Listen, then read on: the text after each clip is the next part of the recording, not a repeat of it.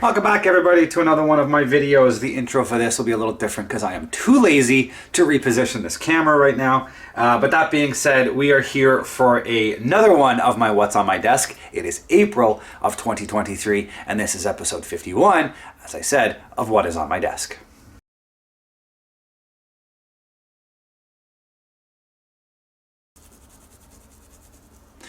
So I'm just going to quickly jump into this video. As I previously mentioned, I believe I mentioned it on last month's update.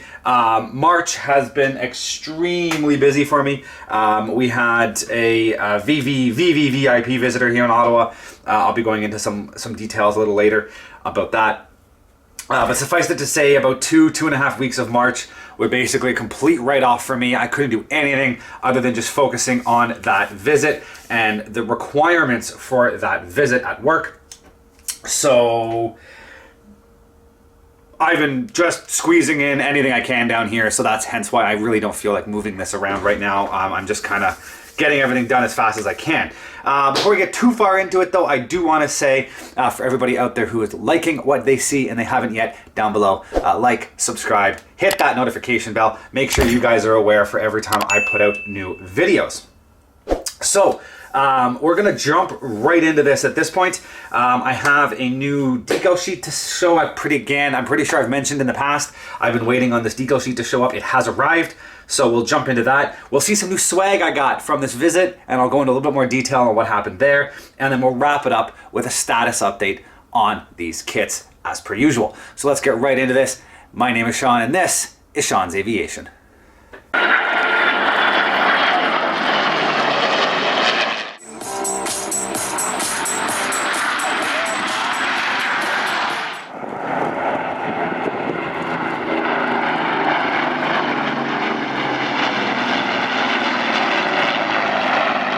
So here we are at the desk looking at a new product review, and it has finally arrived.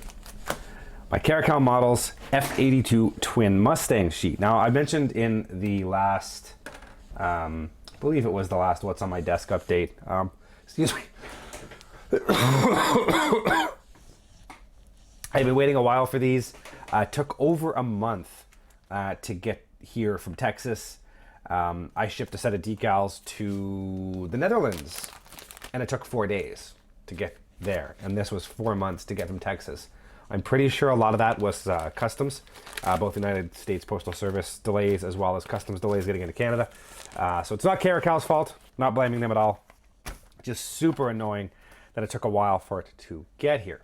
So take a quick look at this set.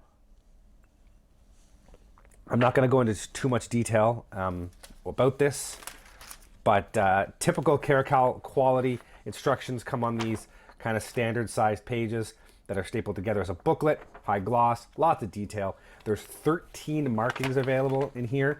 There's 12 F82G night fighters and 1 F82E.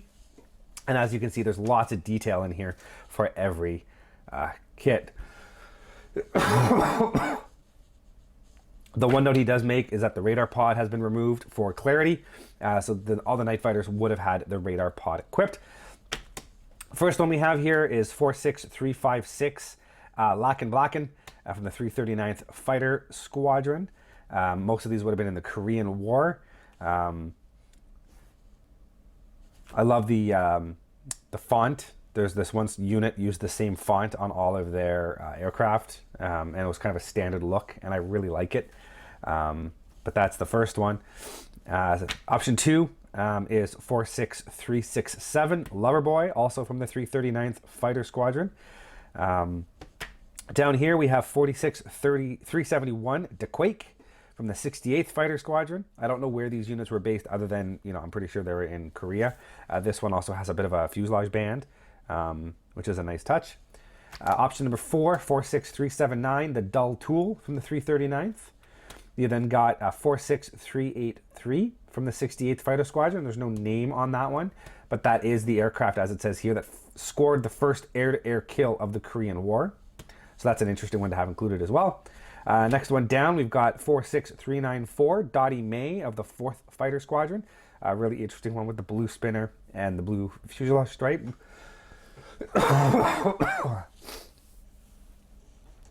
He does make a note that that serial number was not included but as you'll see, there's enough numbers in there, you can piece it together. Option 8, 46395, the Beast of the Far East from the 339th Fighter Squadron. Same squadron, it's got a different crest.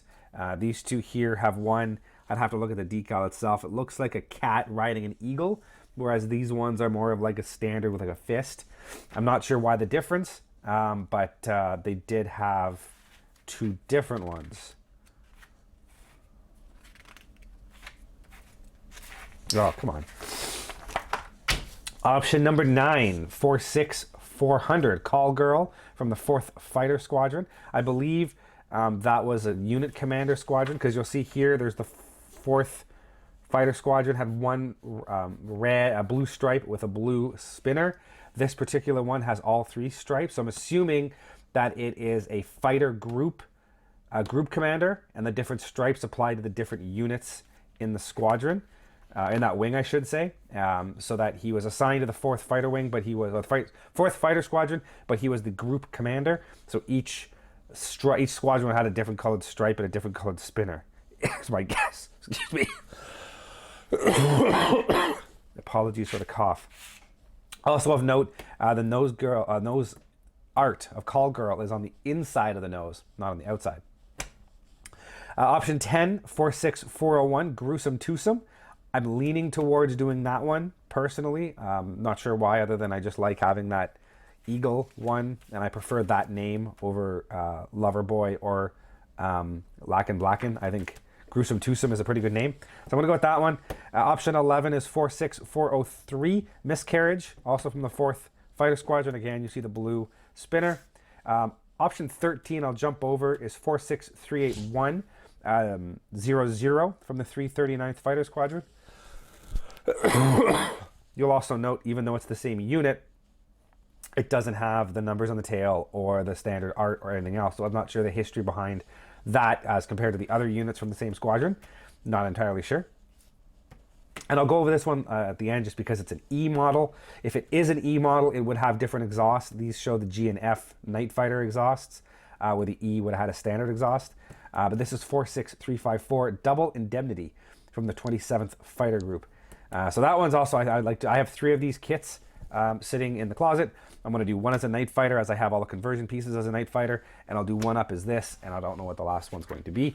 The final 2 pages just show the overall stencils. You see that the radar pod down the middle on the G. And then, yeah, this just shows you how to do the rest of the decals, the yellow, the white and blue stripes on this one, as well as the flap markings are the same for both of them. So that's the instructions.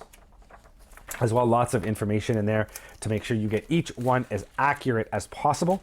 The set comes with 3 separate sheets. This is your generic. It's got the insignias and the USAF markings for the E model. This one here that has the late style. I'm not sure why there's 2 different USAF markings. There's probably a story behind that, but didn't really go into detail. I have to look that up. Anyways, these are your ones for over here. The silver E model is for that. This sheet includes all of the rest of the stencils you need, including the Night Fighter. Roundels that don't have any of the color. It's just the red, white, and the red and white, the star and the bars. It doesn't have the circle. So it includes those. It includes all of the other markings you need, the numbers for the tail. As you see, you get all of them: 1, 2, 3, 4, 5, 6, 8, and 9. There's no 7. Again, I'm not sure the story. I haven't really done the research on that. You get your prop markings. You got all your fuselage lines, all your nose arts all down the side. FQ354. That's the stencil for the silver one, and then you've got all your different fuselage crests and whatnot for all the different units as you go through and put them together.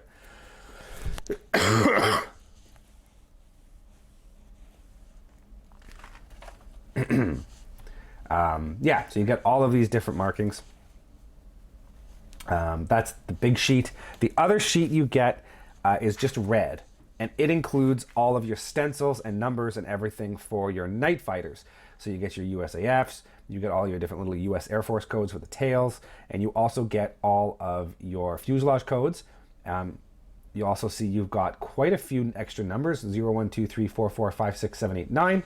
That gives you the ability to go through and create any number you want. Same with these. As we said, we have all of the numbered stencils except for the one, 6394. Forgot to add that, but you have enough stencils down here that you're able to go through and add whatever you're missing. So you do have that ability to cut out and mix and match and put together and get whatever aircraft you want. If you do want to do something that isn't included on the sheet, you have everything included. Now these were all printed by Cartograph. Sorry, this one was printed by Microscale in the US. The other two were printed by Cartograph over in Italy. Quality is amazing. I've never had an issue with Caracal decals. Use them quite a few times. Always go together beautifully. So that is the Caracal sheet. I think I might do 2 of my F-82s on my next round of builds. Not entirely sure yet. I'll have to figure that out when I get to it. Leaning towards that, but we'll see. But yeah, so that is finally my decal sheet that finally showed up. So that's the latest addition I have added to my collection of model kits. I just took a sip of coffee. Okay, so let's move right on and we'll hop into the next item. Okay, so for those of you out there who might not be aware, we recently had a US presidential visit here in Ottawa, and I was pretty much the primary contact for ground handling. So as I mentioned last month, March, very busy for me, mostly because of that visit. And yeah, it was hectic, it was busy, it was stressful, but it went off without a hitch. So I was very, very happy that all that did go down the way it was supposed to. Out of all of that, I received quite a few items of appreciation from different people who were involved in the visit. I received I'm not going to show everything, but I received a luggage tag from the White House, a leather luggage tag with the embossed details into the leather. I received a personalized picture from the chief pilot of the Air Force One, the 747, a picture of the 747 addressed to me, signed by the chief pilot. And as a company, we received a picture of HMX-1 H-60, the Marine One Blackhawk, landing in front of the White House with words of thanks and whatnot to everybody as a whole in the company who helped out with the flight. So that stuff was all provided, as well as just overall, thank yous from everybody involved.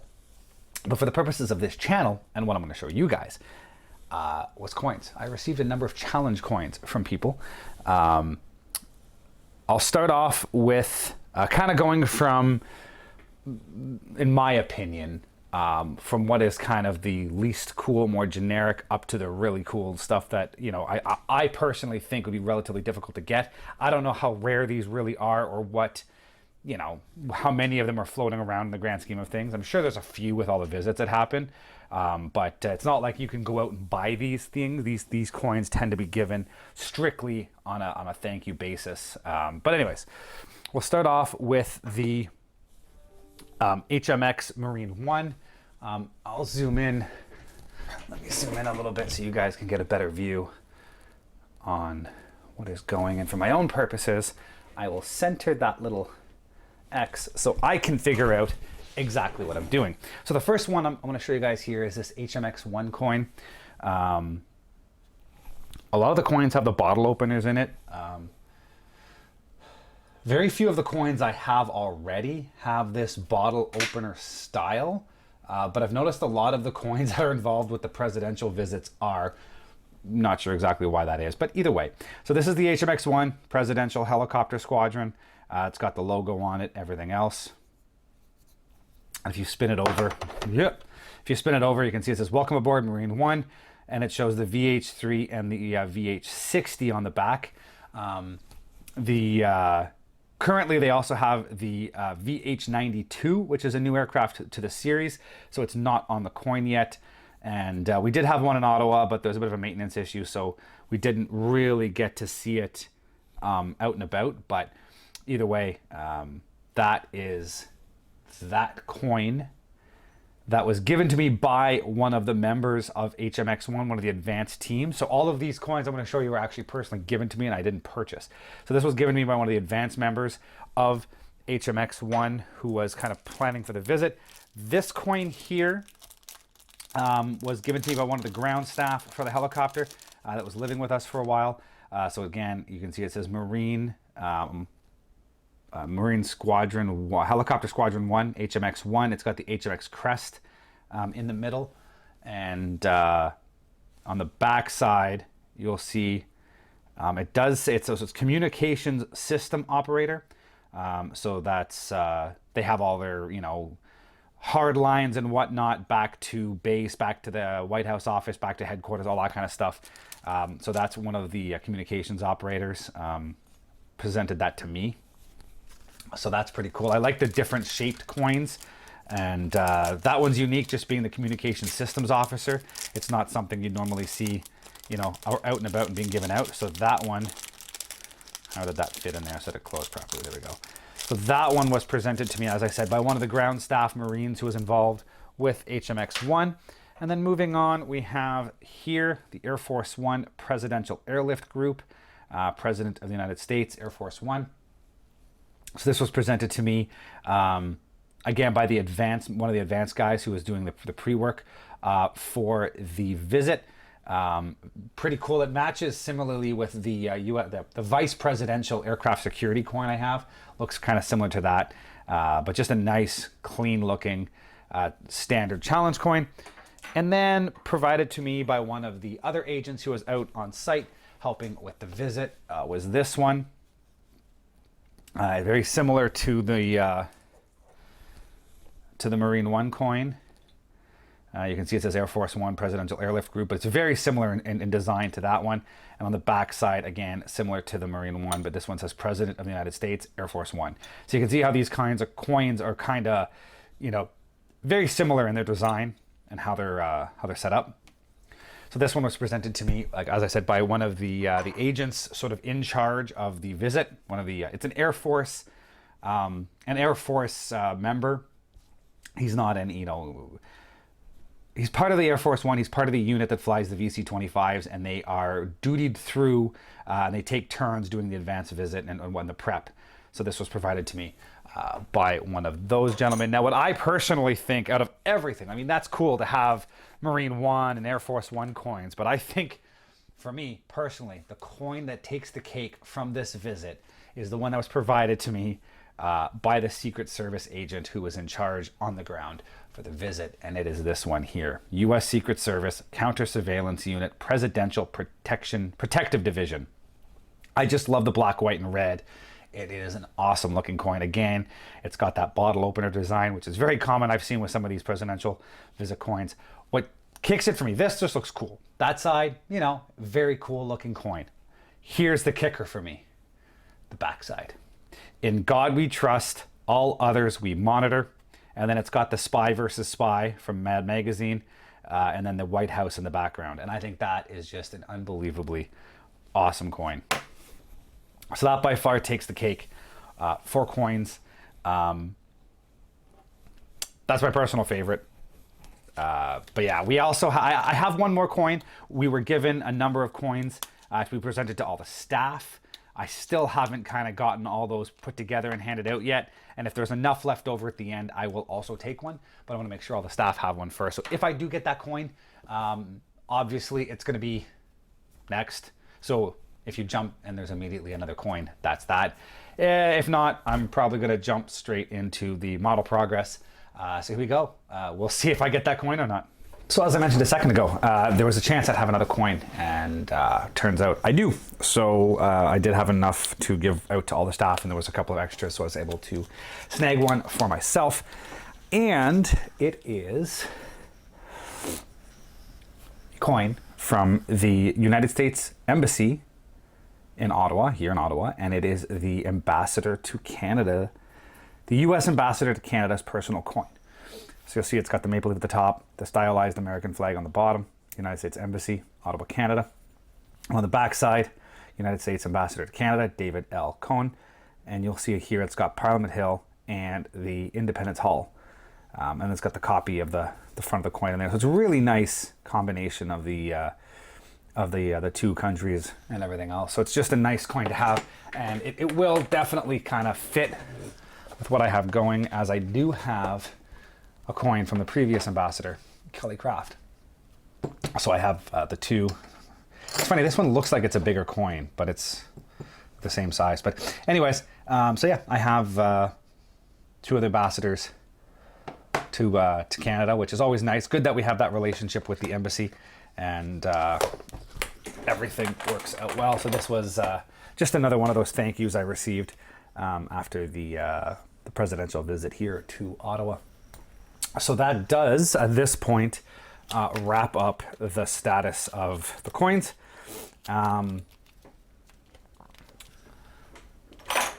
So at this point, we'll take a quick swap over here. This is a little early. I'm just kind of near the end of March filming this right now. So in a couple of days, as we get closer to the end of March, I will come back and we will do the status update on the kits. So just wait 2 seconds and we'll be there.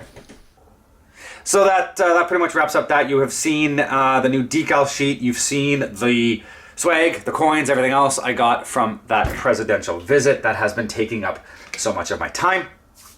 So let's take a quick look at the status of these kits. Now, I honestly cannot remember where we stood with a lot of this stuff a month ago. As I said, it's been pretty hectic. I'll start with the Spitfire. I have a feeling this was very close to where it was last month. It's assembled. Wings are on. There's just a little tiny bit of putty I have to sand up, some minor seam work I need to do. I did get the cockpit masked off. It's ready for kind of that initial hit of interior green along the canopy, just to clean that up. And then it's pretty much ready to go for a full coat of primer. And I have a distinct feeling that that might be the last coat. And after that, we'll be ready to start working with the Alclad. As I've mentioned before, I'm going to be painting this at the same time I paint the A26B. So this has been sitting for a while I catch up the A26s to roughly the same point in the build. So that's why I can't really remember where I was last time. I've done a lot of little seam cleanup on the wingtips and along here and all these little things to make sure it's ready to go. It is coming along nicely. I believe I showed this to you last time as well. The slipper tank with magnets, I can just magnet it on. That gives me that ability to display with or without that the slipper tank, depending on which way I want to go. I can have it like sitting on the ground beside it. I can put it on, I can take it off. It gives me lots of ability to do that. And there was a picture with this exact aircraft flying with a slipper tank back in the day while it was used as an air racer, so it is historically accurate. So that's the status on the Spitfire. Again, not a whole lot of movement on that one. I have been focusing pretty heavily on the A26s. So we're going to start with the A26C. And I apologize, I need to just quickly check my phone.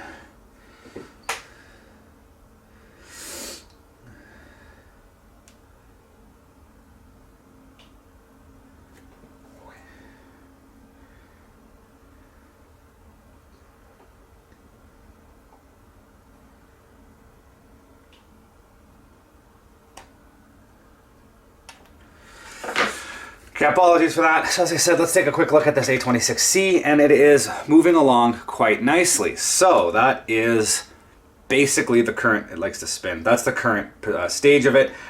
Tails, the horizontal stabs are glued on. I've done the beginning.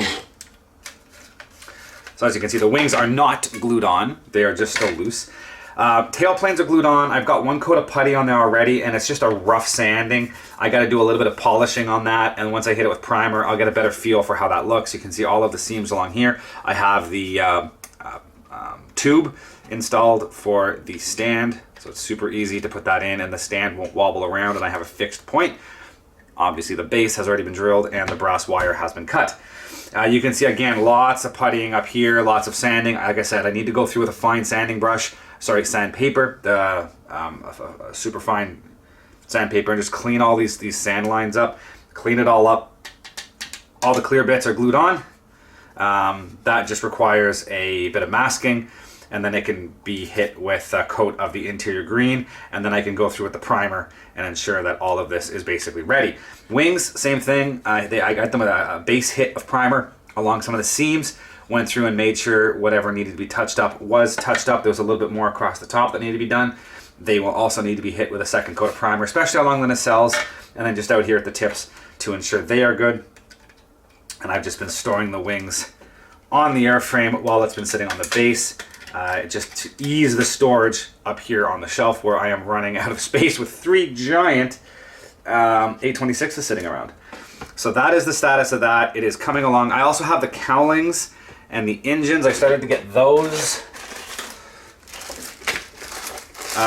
ready. I mean, I've just cut them off the sprues and cleaned them up, roughly cleaned them up. The main reason for that was just because before I can paint the final exterior color, which is going to be black on the case of this airframe, it needs to have, I need to have these ready to go. So I'm going to have to paint the engine up and the inside of the cowlings up, and then mask everything off, and then go through and paint the exterior. I'm probably going to paint them separate. It's very easy to mask off this ring and paint the cowl flaps and whatnot and the exhaust stacks in here, and then glue that on. And then the cowling, it's really easy after the fact to glue that on as well. So that's probably the route I'm going to take just to make my life easy. But I do need to paint up the engines for all 3 of these very soon. So I'm just poking away at everything, little bites at a time. So that's the A26C. The A26B will look somewhat similar. Again, the wings aren't glued on, but I've got all the nacelles. I'll pull the wing off so you can see. I've got the nacelles all glued in place. I've got a lot of the seams cleaned up. There's still a little bit of sanding I got to do in here, just a little bit before I hit it with primer. I'm also going to have to worry about these seams in here and mask off the wheel well for both wings. So that's got to be done. I believe the tail, yeah, I have not glued the tail in yet. It's just placed in place. I wanted to see how bad the seams lined up. Not horrible. There's going to be a little bit of putty on one side. It's a little bit of a step. And I got the nose cut off, mostly just to see how it fits. There are going to be quite a bit of seams, some gaps around that nose that are going to need to be puttied off. So there's a few steps I still need to do. I need to get this tail glued on. I need to get that puttied. I need to get the canopies glued onto this, including the rear turret. And then I'm going to temporarily install the engines and the cowling. And then I need to get the landing gear more or less assembled and temporarily insert that. And that's going to allow me to figure out how much weight I need to add in the nose, because this will be sitting on its wheels. So I figure with the tails, the engines, the cowlings, and the canopies in place, that's 90% of the weight on this kit. And if I can make sure that it is a significant nose sitter, that there's lots of extra weight, and it'll always want to drop on the nose, and then any other extra tiny bits of weight that end up going back here, which will be insignificant compared to things like propellers and whatnot, I will ensure that this will have no issues staying on its wheels and not being a tail sitter. There's nothing worse than getting to the very end and realizing that it's just not, or right on the edge.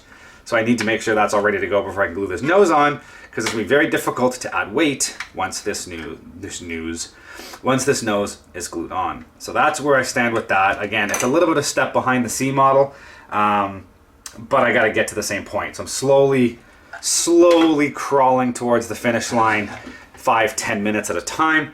Moving on to the K, again, it's a bit of a step behind the B model, but not by much. We're getting a lot closer. So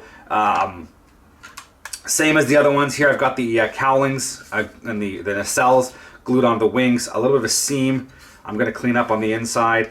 And then all of this has had its first coat of sanding. I'm pretty sure that's the vast majority of the work done. It just needs a quick hit with some fine sanding paper and then a coat of primer just to check the seams.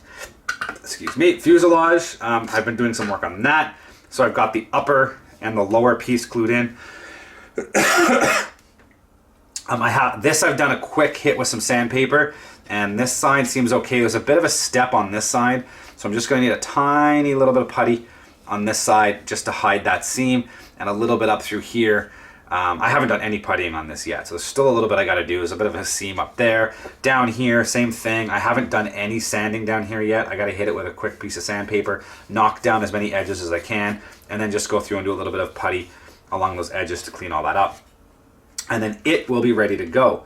So we're very close to doing sort of a first hit of primer on this. And I'm going to run into the same issue with this as I have with the B model. I'm going to have to basically get everything assembled.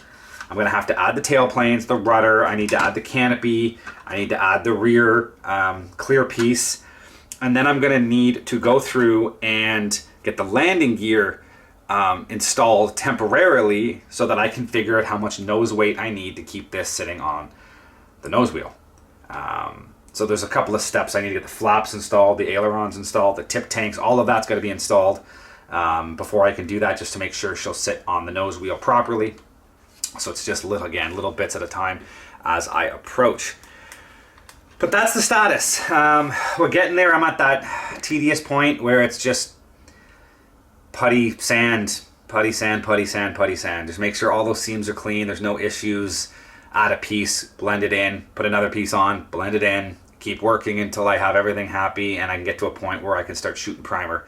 And then yeah, and then we're moving along. So that's pretty much the update onto that.